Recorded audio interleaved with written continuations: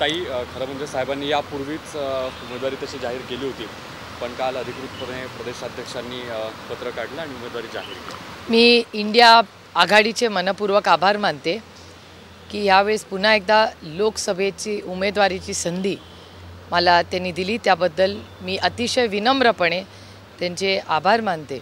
आणि बारामती लोकसभा मतदारसंघाच्या प्रत्येक मतदारांनी ज्यांनी मला 3 वेळा संधी दिली त्यांचे मनपूर्वक आभारी मानते आणि पुन्हा मला या भागाची लोकप्रतिनिधी व्हायची संधी द्या अशी विनम्र विनंती करते। तुमच्या उमेदवारी पाठोपाठ अवघ्या 15 ते 20 मिनिटाच्या कालावधीनंतर सुनेत्रा वहिनींची जी आहे ती उमेदवारी अजित पवार गटाकडून फायनल करण्यात आली। शेवटी ननंद भाऊजे हा संघर्ष आला।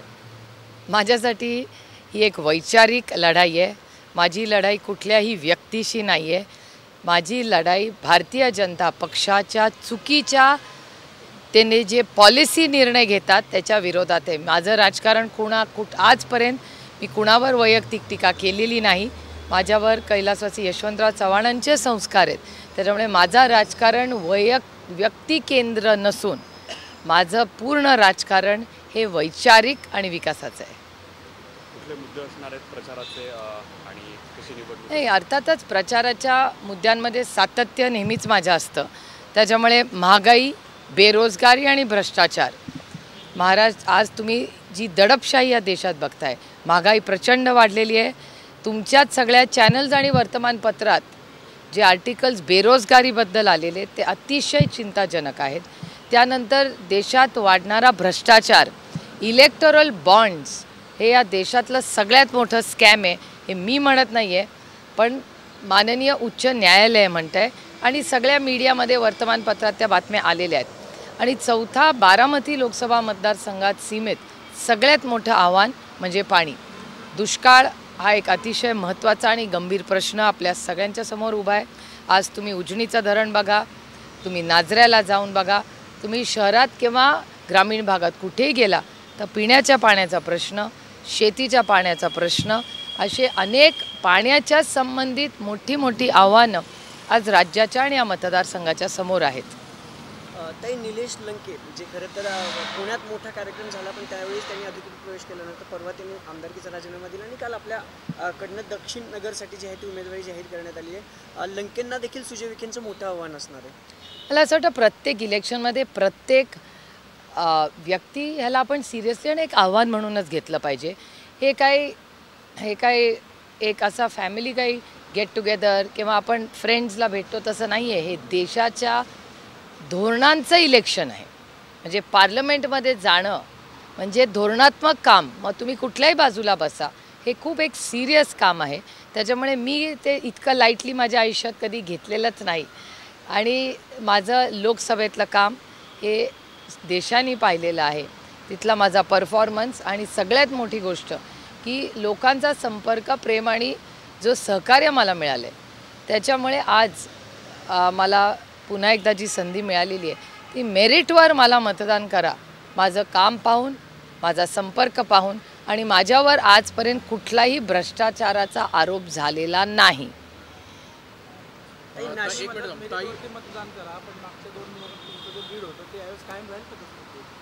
मी लीडसाठी इलेक्शन लढत नाही, मी सेवेसाठी इलेक्शन लढते। ठीक आहे ना, प्रत्येकाला आपापला निर्णय घ्यायचा आहे। तुम्ही असं का नाही विचार करत की भारतीय जनता पक्षचे नेते बारामतीत येऊन म्हणतात की आम्हाला ह्या इलेक्शनमध्ये शरद पवारांना हरवायचे, म्हणजे त्यांना विकास नाही करायचा आहे आणि मग ना त्यांच्याकडे एखादा कॅन्डिडेट आहे, आमचं घर फोडून आमच्या घरातली एक महिला त्यांना लागते, ह्याचाच विचार करा ना। आमची माऊली मोठी वहिनी म्हणजे आईच्या समान असते। माझ्यावर जे संस्कार झालेले आहेत त्याच्यात आपल्या मोठ्या भावाची बायको म्हणजे ही आपल्या आई समान असते। त्याच्यामुळे आमच्या आईला त्यांनी इलेक्शनमध्ये भारतीय जनता पक्षाला उतरावं लागतंय। विचार करा ना या सगळ्याचा, असा का नाही तुम्ही कधी विचार करत? काही निवडणुका हे तर कारणच आहे, पण त्याच्या अगोदरपासून तुम्ही दर शनिवार रविवार मतदारसंघात पोहोचता? नाही, मी वीकली असते। पार्लमेंट असताना मी डोर टू डोर पोहोचताय, यंदा देखील तुम्हाला तोच विश्वास कायम वाटतो का? कारण की प्रत्येक घरोघरी जाऊन आम्ही देखील अनेक वेळा बघितलं की नागरिक तुमच्याकडे स्वतःहून तक्रार घेऊन येतात, ज्येष्ठांपासून अगदी लहानांपर्यंत. तो विश्वास कायम वाटेल? ही लोकशाही आहे. लोकशाहीमध्ये लोक ठरवतात काय निर्णय घ्यायचा. त्याच्यामुळे मला असं वाटतं आपण सगळ्यांनीच, म्हणजे मी तर इलेक्शन नाही, नुसतं इलेक्शन नंतरचं जो प्रोसेस आहे हे मी फार गांभीर्याने घेते आणि माझं काम तुम्ही सगळ्यांनी पाहिलेलं आहे. त्यामुळे माझ्यासाठी किंवा माझी ओळख तुमच्या सगळ्यांसाठीच काही नवीन नाही. दिल्लीत आज एक मोठी सभा होती. अरविंद केजरीवाल यांना अटक देखील झाली. त्याच्यावर सुनावणी सुरू आहे, मात्र कुठलाही रिलीफ जो आहे तो केजरीवालांना मिळत नाहीये.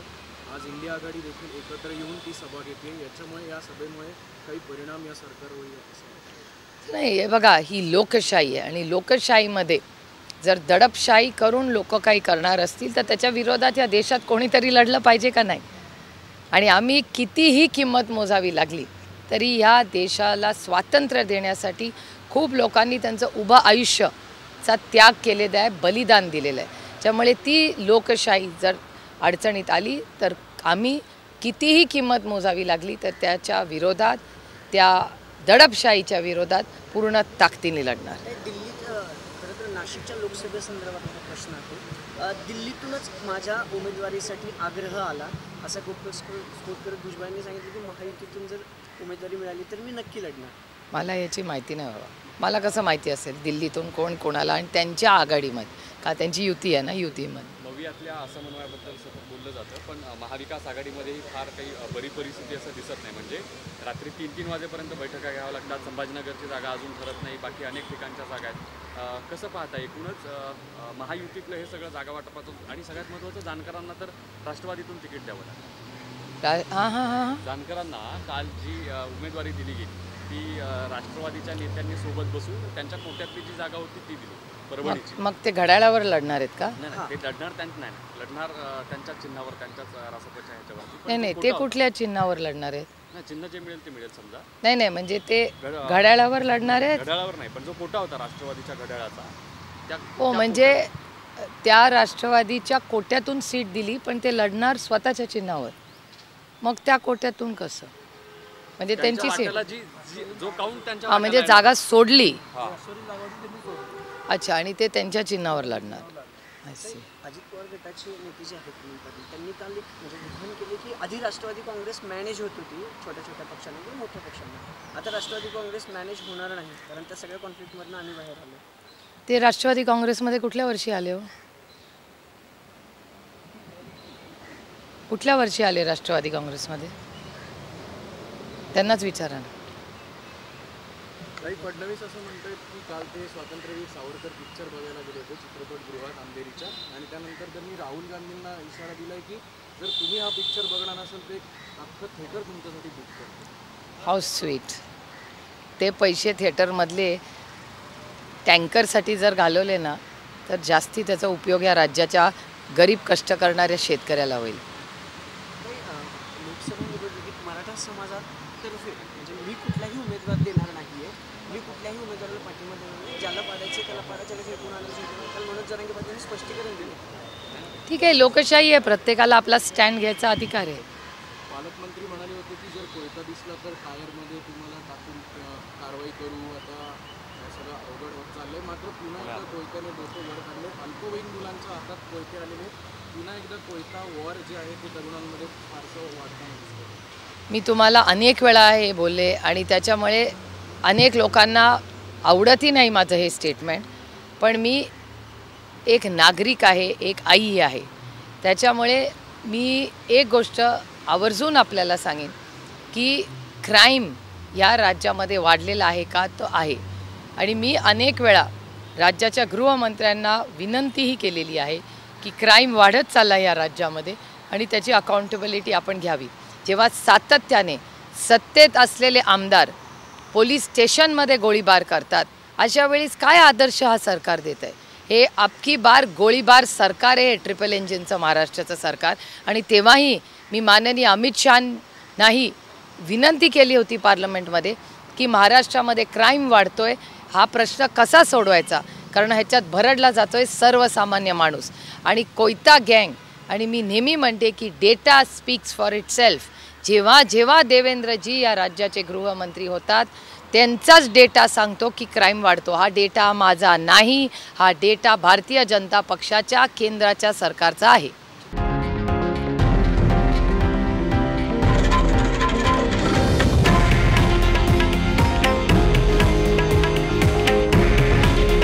हे आहे देशातील नंबर 1 न्यूज नेटवर्क आणि आपण पाहत आहात TV9 मराठी.